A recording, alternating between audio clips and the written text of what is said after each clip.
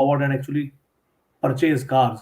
And we are seeing that the manufacturers who have the cars available in the market are getting a good traction. And we see stories coming from two wheelers, how fast that is moving. We hear stories about some of the passenger car which are available now on EVs are gaining traction day by day, month after month. So I believe Indian consumer is now ready to move to electrification and electrified cars. Now, Jyoti, do you believe that the transition to electric mobility will be faster in the luxury segment, which is where Volvo Cars India essentially operates? I would say typically two key questions here. And the first question is about the range of the car that the car offers, and second is the availability of charging infrastructure. Okay, if you put both things, these are the big questions that needs to be answered. Our thought is that uh, if the range is, let's say, more than 400 kilometers in with a single charge, and with even the sort of charging infrastructure which will be in place, let's say 1 year from now, I believe that unless someone has to really travel from, let's say, Delhi to Mumbai, which is not that common, but for other such commutes, which where one has to travel, go and come back, this electric car can be quite reliable. And if two things are answered: one, range above 400 kilometers, and second, a decent enough public infrastructure which is already taking shape, and I believe it will be in place by that time. I think this car, a luxury car, can serve the purpose of, for such a commute. Right. But Jyoti, what has been your feedback from existing customers of Volvo Cars and potential first adopters when it comes to EVs? Yeah, so I think we have been, I think, in touch with our customers. We are trying to pick up some insights, and obviously there are questions, concerns, which we need to answer. Not only us, I would see the whole industry needs to answer. First is customer understands that the EV technology is new. It is, but it is also a new technology. It is costlier than, let's say, the IC engine technology, which was already there for a very long time. But the question is, customer is ready to pay a premium, but how much? So we need to find a sweet spot where customer is ready to sort of pay a premium above ICE.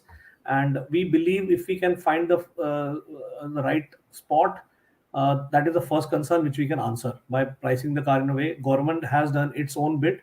There are, whether it's from a GST perspective or from a road tax perspective, there are good support available. So together with government, we can, I think, bridge this gap and come and find the sweet spot. So that's the first one. The second one is about the range and the charging infrastructure. And range, as I said, I think if we can have our cars within the range of, I would say, 400 kilometers or thereabout, and a decent enough charging infrastructure, that can really take care. As far as luxury car owners are concerned, what they want is, typically they want a home charging solution. This home would mean home and office. So if a charger is installed, one at the home and one at the workplace, it sort of takes away this anxiety. So I think, again, this question also, I think, we believe we should be ready to answer. Then the question comes with regard to, let's say, battery life. There are a lot of questions. There's a new technology. Okay, I may be saving fuel cost, but what about battery? When do I need to replace the battery? What is the life of this battery? So I think we need to come out and answer this question by offering, I would say, a longish battery warranty on these cars, which can also take care of these anxiety. And then the last question typically which comes is about the serviceability of these cars. Are the manpower at dealerships ready? Are they skilled enough to take care of these cars? What will be the cost of service? So again, I think we need to answer this in terms of having the right sort of skill level at our dealerships, and that program is already underway.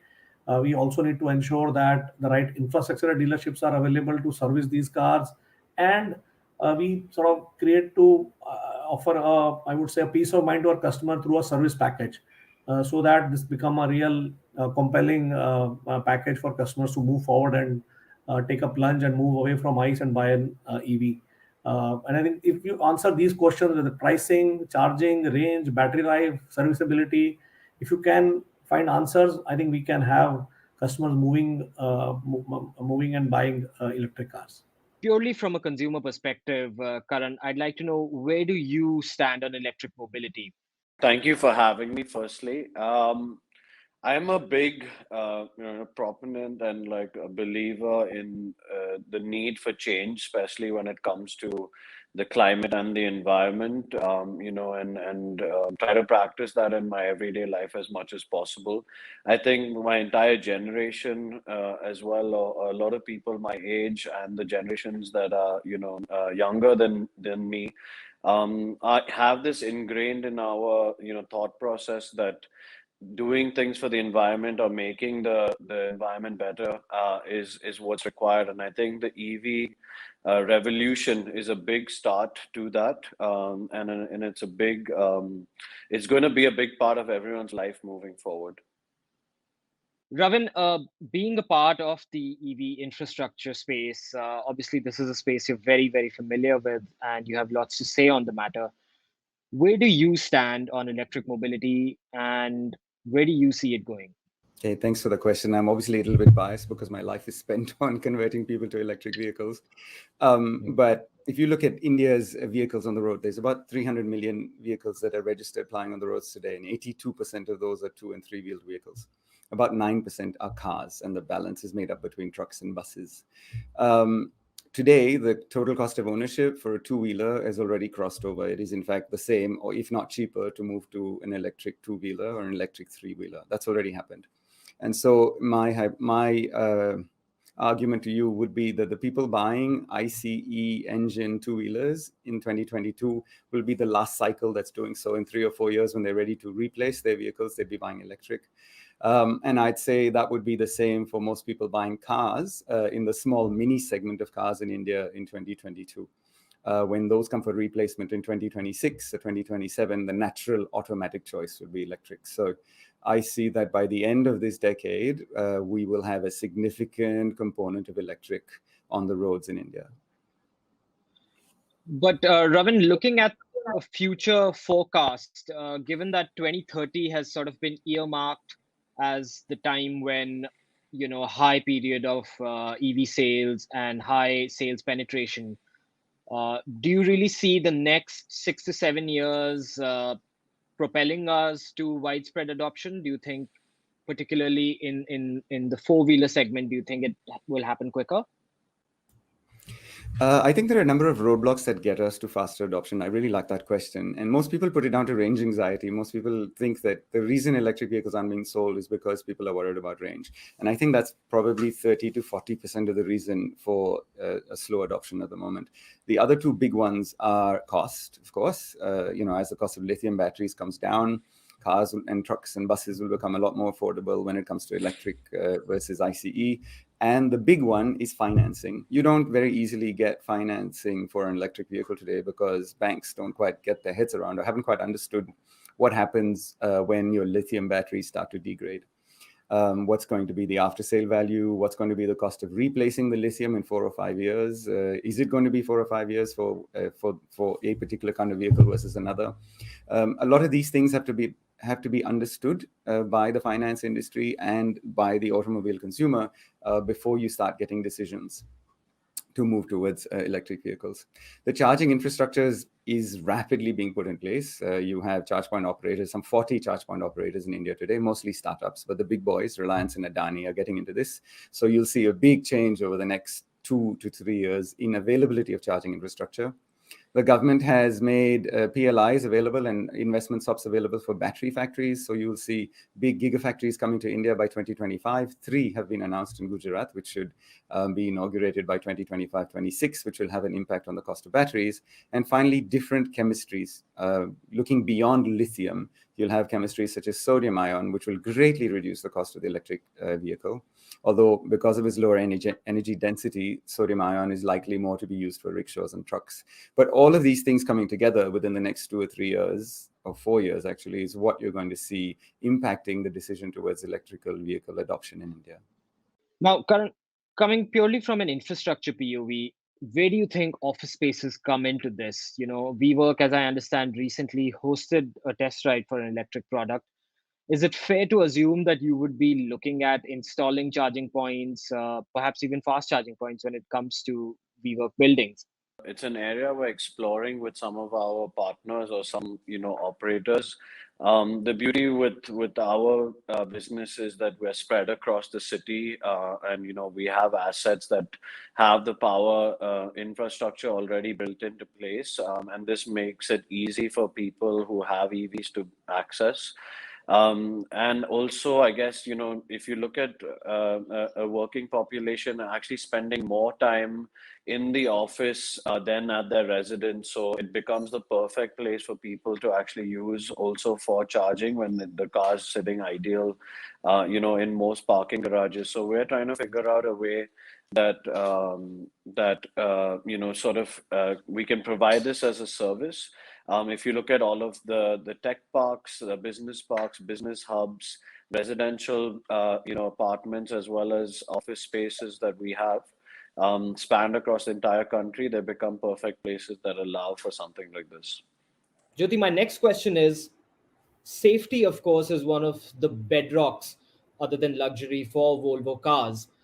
And given that there is a lot of apprehension and lack of awareness when it comes to EVs, is there something in particular that a Volvo EV adds or brings to the table on the safety front? So, as you rightly said, as far as Volvo is concerned, for us, safety is in our genes. And we are now saying it is not just safety, but also sustainability. Whatever we do has to be safe and sustainable. I can be very confident in saying that our EV cars uh, are as safe as our ICE cars. So the whole XE40 recharge or the recharge range that we have in our plans, when it comes to safety, they offer as good a quality or safety as our ICE cars. So customer need not sort of worry from that perspective, because these cars are being designed from the very beginning to ensure when it comes to, let's say, safety about the battery, safety of how this pack is sort of placed in the car, and then the whole mechanics have to be planned accordingly, and that has been done. And when it comes to electric car from Volvo, we can absolutely confident about the safety aspect of these cars. Having said that, as I said, beyond safety, we also believe in sustainability. And these cars, our plan is that when these cars are manufactured, we are moving towards what we are calling as a circular economy. It may not happen overnight, but we want to make our commitment towards global climate, and some announcements are made during the COP26 as well with regard to this. And I think overall, our cars are going to be safe and sustainable, and there is no doubt about it. And we can have customers coming forward and with full confidence and buying our cars. It's interesting that you mentioned the circular economy bit, Jyoti, because when it comes to tipping the scales in favor of EVs and allowing electric mobility to have that breakthrough moment, which hasn't happened yet, who do you think should lead the charge? Should it be the brands who should introduce local battery manufacturing or a sustainable local circular economy, like you mentioned? Should it be the government with the policies they introduce, or should it be the customer who should take a leap of faith when it comes to be willing to test new technology, even if the ecosystem is still a little patchy? See, Parth, I think everyone needs to play its role. And I think whether it is individual customer, whether it is the OE, or whether it is the government, I think everyone needs to come together. And but I think as an individual, as a consumer, needs to understand that they have a role to play here. First, by making a choice of buying an electric car is first step. Thereon, I think one of the key things is going to be with regard to, let's say, charging of these cars. We are going to promote and encourage our customers to buy, let's say, not only electric charger, but also maybe have this powered through some sustainable. It could be a solar powered charging infrastructure at the dealership, at the consumer's house or factory or a workplace, or it could be some other renewable energy source of energy which can be done. And we will encourage, and I think each customer can make what they can do to improve and take care of this carbon footprint of individual as well. As a company, as an industry, we need to do what we need to do. So we need to set up whatever infrastructure, whether we do it at dealerships or wherever we set up. We try to ensure that these are then powered by renewable energy and not dependent on fossil fuel energy. And I think the government then plays a major role, that over a period of time there is a need to shift from fossil fuel dependence on for electricity to renewable energy, and that I think the government has announced a lot. So I think everyone needs to come together and ensure that everyone does his or her role, or the government does, industry or individual does their job and their role to ensure that they contribute towards the sustainability movement. And I think we will encourage everyone to come forward and do it together. So the responsibility starts first with government, because you need policies that push and incentivize the right infrastructure and ecosystem to be put in place. And that ecosystem is power electronics as well as charging infrastructure, and most importantly, batteries. We have no gigafactories in India today. Everything comes from China. So the more we rely on policies to move to electric vehicles, the more we'll be buying from China. So the first cab off the rank is make sure that you have the right incentives in place for the battery factories to come here, the big gigafactories to come here, the right technologies to be implemented, the right charging standards, the right vehicle standards.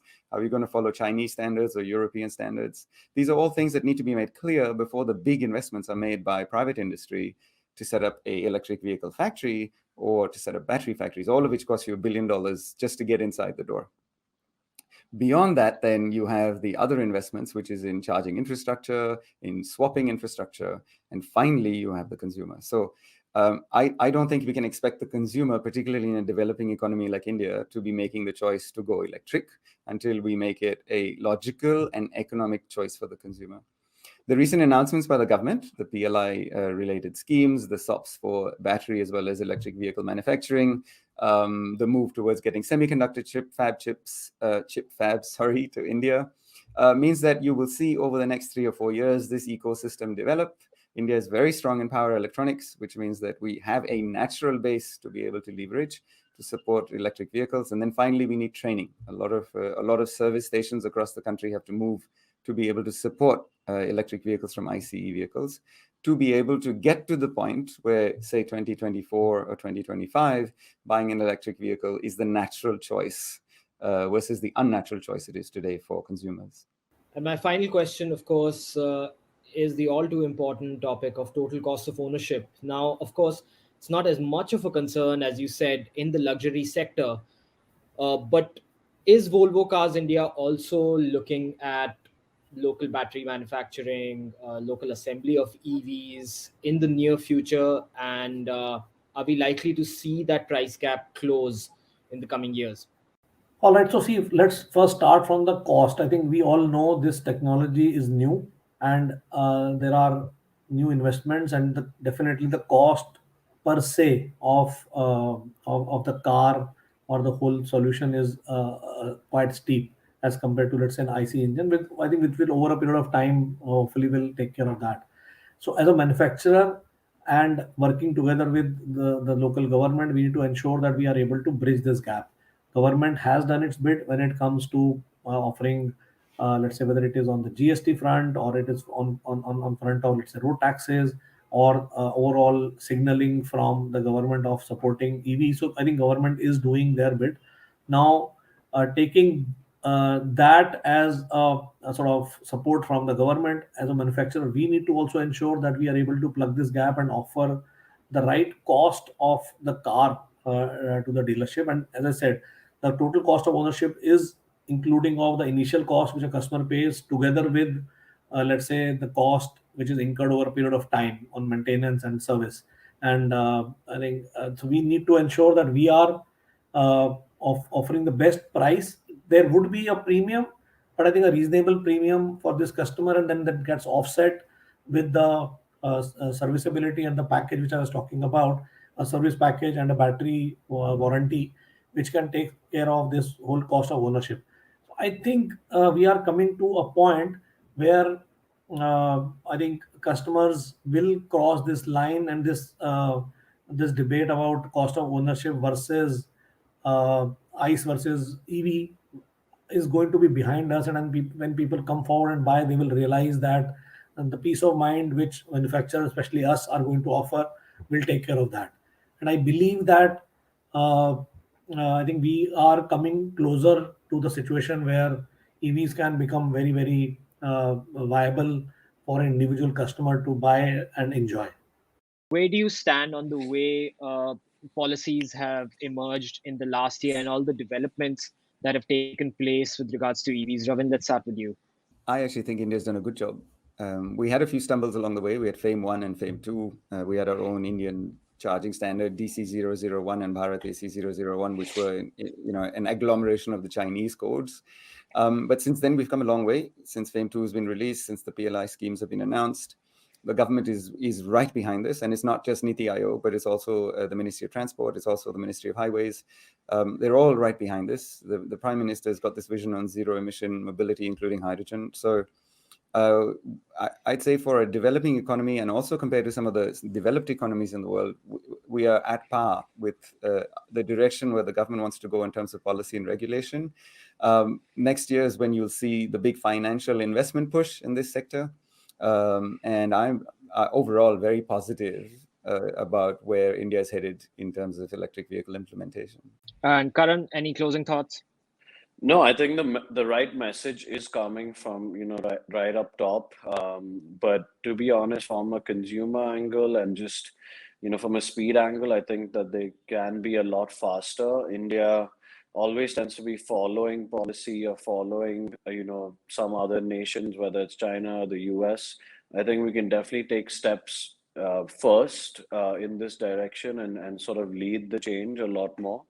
But I'm hopeful, and I think that there's a big change happening for sure, and at least the message and the commitment from the topmost of the government is coming through, and over time it will happen. Right. So enjoyability, peace of mind, and ease of maintenance, they seem like very, very pertinent points and perfect reasons to go for electric mobility. That brings us to the conclusion of this discussion. Gentlemen, thank you so much, Jyoti, Karan, and Ravin, for joining us.